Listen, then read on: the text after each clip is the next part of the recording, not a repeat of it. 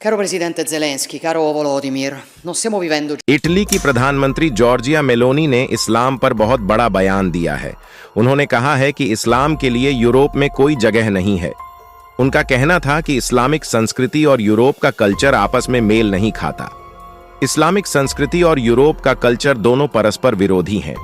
Meloni ने कहा कि इटली में इस्लाम के सांस्कृतिक केंद्रों को सऊदी अरब की ओर से फंडिंग की जा रही है, जहां शरिया कानून लागू है। यूरोप में जो इस्लाम न की प्रक्रिया चलाने की कोशिश की जा रही है, वह यूरोपीय सभ्यता के लिए सही नहीं है। ऐसे में मुसलमान यूरोप से दूर ही रहे। इटली की पीएम ने इस्लामी सभ्यता के यूरोप से दूर रहने को ही बेहतर बताते हुए कहा कि यूरोपीय सभ्यता के मूल्यों और इस्लामी मूल्यों के बीच मेल कभी नहीं हो सकता। इसके साथ ही मेलोनी ने आगे कहा कि सऊदी अरब में शरिया कानून लागू है, जिसके तहत मजहब को छोड़ने पर मौत की सजा है। समलैंगिकता के लिए भी मौत देने का प्रावधान है, जो इटली में नहीं चलेगा। मेलोनी ने यह भी कहा है कि यूरोप का संतुलन बिगाड़ने की फिराक में लगे कुछ देश जानबूझकर शरणार्थियों की संख्या बढ़ा रहे हैं। जब उन्होंने यह बयान दिया, तब उनके साथ यूके के प्राइम मिनिस्टर आर्शी सुनक और टेस्ला और सोशल मीडिया प्लेटफॉर्म एक्स जैसी कंपनियों के मालिक अलोन मस्क भी मौजूद थे। आर्शी सुनक के बाद जॉर्जिया मेलोनी ने इस्लाम और मुसलमानों के यूरोप आने को लेकर नाराजगी जताई है। वीडियो में आगे बढ़ने से पहले भारत और इटली की दोस्ती के लिए वीडियो को एक लाइक करें और चैनल को सब्सक्राइब करना ना भूलें। धीरे धीरे देखा जा रहा है कि जैसे जैसे इस्लामिक प्रवासियों की संख्या बढ़ रही है, यूरोप में कई जगह लोग शरिया कानून की डिमांड कर रहे हैं।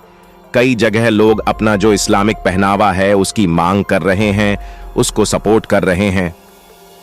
हमने देखा कुछ समय पहले फ्रांस में कैसे ये लोग हिजाब की मांग कर रहे थे और साथ ही शरिया कानून की मांग भी की जा रही थी। तो फ्रांस में काफी क्लेश देखने को मिला। जब इस्लामिक देशों में वहां पर युद्ध होता है तो अन्य इस्लामिक देश इस्लामिक शरणार्थियों के लिए अपने दरवाजे बंद कर देते हैं और उन्हें यूरोप और दूसरे देशों में भेज देते हैं। लेकिन यही देश उन्हें फिर फंडिंग करते हैं कि वो अन्य देशों में अपनी जड़ें जमा दें, और जो ये माइग्रेंट्स वहां जाते हैं वो वहां के कल्चर में घुल मिल नहीं पाते। फिर उसके बाद उन देशों में क्लेश स्टार्ट हो जाता है। इसका जिक्र व्लादिमीर पुतिन ने भी किया था। कहा था कि रूस में आना है तो रूसी बनकर रहो।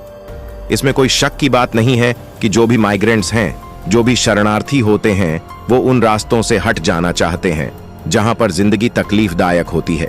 अधिकांश जो शरणार्थी हैं वह यूरोप और पश्चिमी देशों की तरफ जाते हैं, क्योंकि वहां की संस्कृति काफी खुली और आजादी से परिपूर्ण है। पहली चीज तो शरणार्थियों के लिए यह एक उपयुक्त व्यवस्था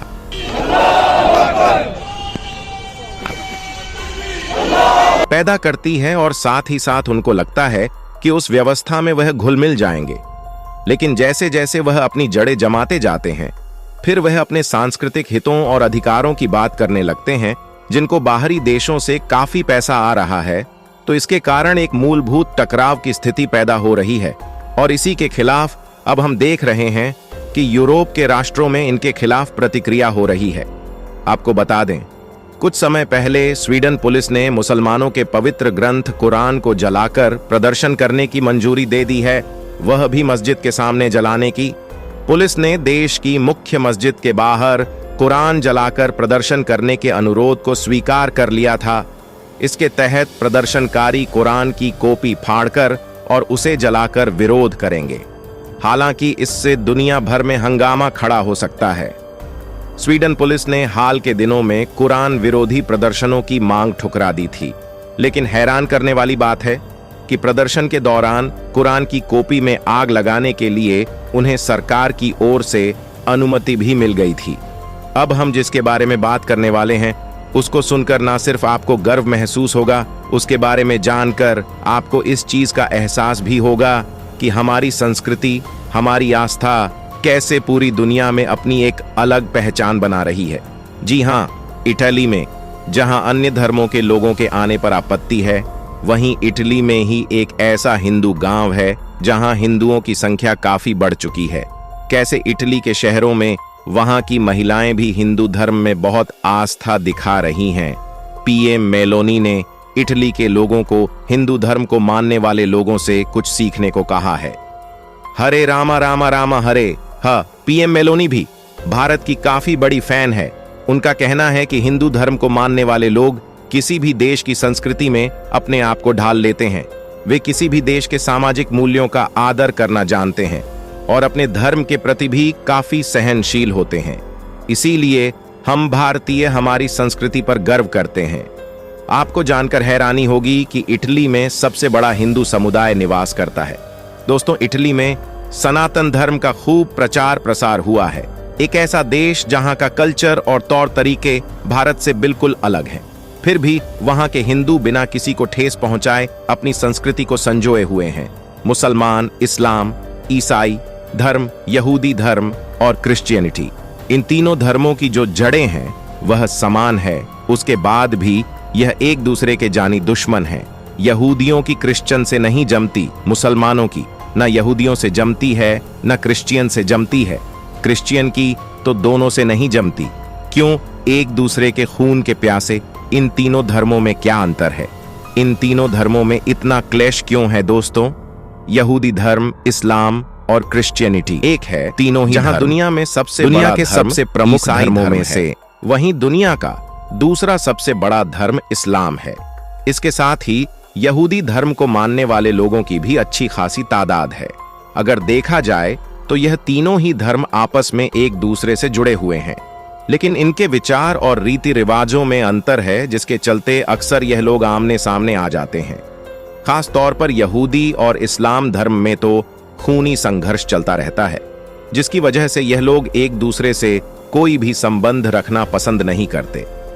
मुस्लिम और यहूदी धर्म में दुश्मनी आज की नहीं, बल्कि उनकी शुरुआत से ही है।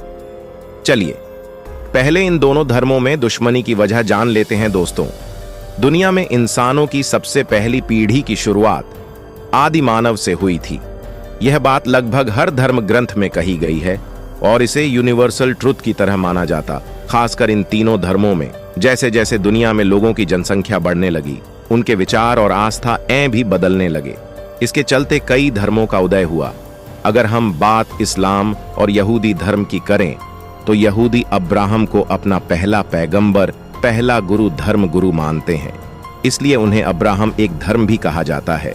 लेकिन मुस्लिम और क्रिश्चियनिटी में इब्राहिम का जिक्र मिलता है।